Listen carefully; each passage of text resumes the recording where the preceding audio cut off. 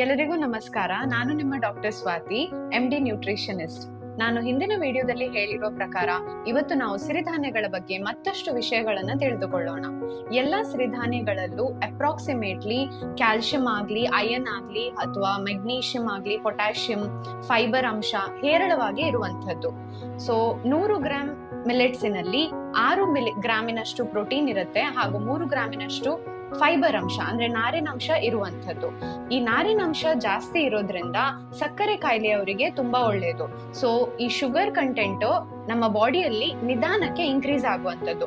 Glycaemic control ಅಂತ ಹೇಳ್ತೀವಿ. So ಎಲ್ಲಾ ಆಹಾರಕ್ಕೂ ಗ್ಲೈಸೆಮಿಕ್ ಇಂಡೆಕ್ಸ್ ಅಂತ ಒಂದಿರುತ್ತೆ. ಅದು 0 to 100 ತನಕ ಇರುವಂತದ್ದು. ಎಷ್ಟು ಕಮ್ಮಿ ಇರುತ್ತೋ ಅಷ್ಟು ನಮಗೆ ಶುಗರ್ ಲೆವೆಲ್ ಕಮ್ಮಿ ಆಗಕ್ಕೆ ಒಳ್ಳೇದು. ಸೊ ಈ ಮಿಲೆಟ್ಸ್ ಗಳಲ್ಲಿ 50 ಪಾಯಿಂಟ್ಸಿನಷ್ಟು ಗ್ಲೈಸೆಮಿಕ್ ಇಂಡೆಕ್ಸ್ ಇರುವಂತದ್ದು. ಸೊ ನಿಧಾನಕ್ಕೆ ಶುಗರ್ ಜಾಸ್ತಿ ಆಗ್ತಾ ಇದ್ದಾಗೆ ಸಕ್ಕರೆ ಕಾಯಿಲೆಯನ್ನು ಕಂಟ್ರೋಲ್ ಮಾಡೋದು ಸುಲಭ. ಇನ್ನೊಂದು, ನಾರಿನಂಶ ಜಾಸ್ತಿ ಇರೋದ್ರಿಂದ ಮಲಬದ್ಧತೆ ಕಾಯಿಲೆಯವರಿಗೂ ಕೂಡ ತುಂಬಾ ಒಳ್ಳೇದು. ಸೊ ಕಾನ್ಸ್ಟಿಪೇಷನ್ ಇಶ್ಯೂ ಕೂಡ ಕಮ್ಮಿ ಮಾಡ್ಕೋಬಹುದು. ಐರನ್ ಕಂಟೆಂಟ್ ಜಾಸ್ತಿ ಇರೋದ್ರಿಂದ ಹಿಮೋಗ್ಲೋಬಿನ್ ಕಮ್ಮಿ ಇರೋರಲ್ಲಿ ಅಂದ್ರೆ ಅನಿಮಿಯಾ ಕಂಡೀಷನ್ ಅಲ್ಲಿ ಕೂಡ ಇದು ತುಂಬಾ ಯೂಸ್ಫುಲ್ ಆಗಿರುತ್ತೆ. ಹಾಗೂ ಪ್ರೆಗ್ನೆಂಟ್ ಲೇಡೀಸ್ ಅಲ್ಲೂ ಕೂಡ ಐರನ್ ಕಂಟೆಂಟ್ ತುಂಬಾನೇ ಬೇಕಾಗಿರೋದ್ರಿಂದ millets is one of the best food ಅಂತಾನೆ ಹೇಳ್ಬೋದು. ಹಾಗೂ ಕ್ಯಾಲ್ಸಿಯಂ ಕಂಟೆಂಟ್ ಕೂಡ ಜಾಸ್ತಿ ಇದೆ, ಮೂಳೆಗಳಿಗೂ ಕೂಡ ತುಂಬಾ ಒಳ್ಳೇದು. Age related arthritis condition, joint pain condition, ನೀ ಪೇನ್, ಬ್ಯಾಕ್ ಪೇನ್ ಯಾವುದೇ ಇರ್ಬೋದು, ಜಾಸ್ತಿ ಕ್ಯಾಲ್ಸಿಯಂ ಸೇವನೆ ಮಾಡ್ಬೇಕು ಅಂತ ಹೇಳ್ತಾರೆ. ಸೊ ಮಾತ್ರೆಗಳಲ್ಲಿ ತಗೊಳ್ಳೋ ಬದಲು ನೀವು ಸಿರಿಧಾನ್ಯಗಳನ್ನ ಉಪಯೋಗಿಸಿದ್ರೆ ನ್ಯಾಚುರಲ್ ಆಗಿ ಕ್ಯಾಲ್ಸಿಯಂ ಕೂಡ ಸಿಗತ್ತೆ. ಅದರಲ್ಲಿ one of the best millet ಅಂತಂದ್ರೆ ರಾಗಿ. ಯಾಕಂದ್ರೆ ರಾಗಿಯಲ್ಲಿ 100 ಗ್ರಾಂ ರಾಗಿಯಲ್ಲಿ 300 ಮಿಲಿಗ್ರಾಂ ಅಷ್ಟು ಕ್ಯಾಲ್ಸಿಯಂ ಇರುವಂತದ್ದು. ಸೊ ಹಾಲಿಗಿಂತ 20-40% ಅಷ್ಟು ಜಾಸ್ತಿ ಕ್ಯಾಲ್ಸಿಯಂ ಇದರಲ್ಲಿದೆ. ರಾಗಿ ಗಂಜಿ ಮಾಡಿ ಕುಡಿಯೋದ್ರಿಂದಾನು ತುಂಬಾ ಮೂಳೆಗಳಿಗೆ ಸಹಾಯ ಆಗತ್ತೆ. ಸಹಜ ಸಮೃದ್ಧ ಸಂಸ್ಥೆಯು ನಿಮಗೋಸ್ಕರ ನಾನಾ ತರಹದ ಸಿರಿಧಾನ್ಯಗಳ ಪ್ರಾಡಕ್ಟ್ಸ್ ಗಳನ್ನ ತಂದಿದ್ದಾರೆ. ಇದನ್ನ ಮಹಿಳೆಯರೇ ಖುದ್ದಾಗಿ ಮಾಡುವಂತದ್ದು. ಹಾಗೂ ಸಹಜ ಸಮೃದ್ಧದವರು ಮಹಿಳಾ ಸಬಲೀಕರಣಕ್ಕೆ ಅವರ ಬೆಂಬಲವನ್ನು ನೀಡುತ್ತಿದ್ದಾರೆ. ನಾವು ಕೂಡ ಅವರನ್ನ ಬೆಂಬಲಿಸೋಣ. ಇದರಲ್ಲಿ ಮೊದಲನೆಯ ಪ್ರಾಡಕ್ಟ್ ಬಂದು ರಾಗಿ ನ್ಯೂಟ್ರಿ ಮಿಕ್ಸ್. ಇದರಲ್ಲಿ ರಾಗಿ ಅಲ್ಲದೆ ಹೆಸರು ಕಾಳಿದೆ ಹಾಗೂ ಗೋಡಂಬಿ ಬಾದಾಮಿಗಳು ಕೂಡ ಇದೆ.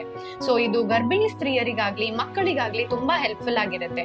ಇದರಿಂದ ಗಂಜಿ ಮಾಡ್ಕೊಂಡು ಕುಡಿಬಹುದು ಅಥವಾ ಮಕ್ಕಳಿಗೆ ಇದರಿಂದ ಬೆಲ್ಲ ಹಾಕಿ ಉಂಡೆ ಮಾಡಿ ಕೂಡ ಕೊಡ್ಬೋದು. ಇದರಲ್ಲಿ ಗುಡ್ ಫ್ಯಾಟ್ ಅನ್ನೋದು ಹೆಚ್ಚಾಗಿ ಇರುತ್ತೆ ಹಾಗೂ ಕ್ಯಾಲ್ಸಿಯಂ ಕೂಡ ಜಾಸ್ತಿ ಇದೆ.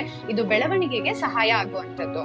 ಹಾಗೂ ಮುಂದಿನ ಪ್ರಾಡಕ್ಟ್ ಬಂದು ರಾಗಿ ವರ್ಮಿಸೆಲ್ಲಿ ಅಂದ್ರೆ ರಾಗಿ ಶಾವಿಗೆ ಅಂತ ಅರ್ಥ. ಇದರಿಂದ ಉಪ್ಪಿಟ್ಟು ಕೂಡ ಸುಲಭವಾಗಿ ಮಾಡಬಹುದು.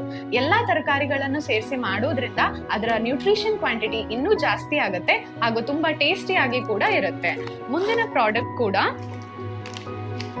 ರಾಗಿ ದೋಸೆ ಮಿಕ್ಸ್. ಸೊ ರಾಗಿ ದೋಸೆಯಲ್ಲಿ ಕೂಡ ರಾಗಿ ಅಂಶ ಜಾಸ್ತಿ ಇದೆ. ಹಾಗಾಗಿ ರಾಗಿಯಲ್ಲಿ ಕ್ಯಾಲ್ಸಿಯಂ, ಐರನ್ ಇದೆ ಅಂತ ಆಲ್ರೆಡಿ ಹೇಳಿದ್ದೀನಿ ನಿಮಗೆ.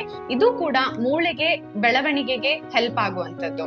ಇದರಿಂದ ಟೇಸ್ಟಿ ಆಗಿರೋ ದೋಸೆಗಳನ್ನ, ಕ್ರಿಸ್ಪಿ ಆಗಿರೋ ದೋಸೆಯನ್ನ ಮಾಡ್ಬೋದು. ಇನ್ನೊಂದು last but not the least and one of the best product ಅಂತಾನೆ ಹೇಳ್ಬೋದು, ಮಿಲೆಟ್ ನ್ಯೂಟ್ರಿ ಮಿಕ್ಸ್. ಸೊ ಇದರಲ್ಲಿ ಎಲ್ಲಾ ತರಹದ ಸಿರಿಧಾನ್ಯಗಳನ್ನ ಹಾಕಿ ಮಾಡಿರ್ತಾರೆ.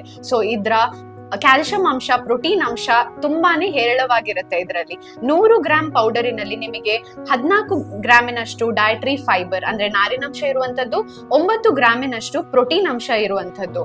ಸೊ ಇದನ್ನ ಮಕ್ಕಳಿಗಾಗ್ಲಿ ಪ್ರೆಗ್ನೆಂಟ್ ಲೇಡೀಸ್ಗಾಗ್ಲಿ ಕೊಟ್ರೆ it is very helpful. Growth ಗೆ ತುಂಬಾ ಸಹಾಯ ಮಾಡುತ್ತೆ.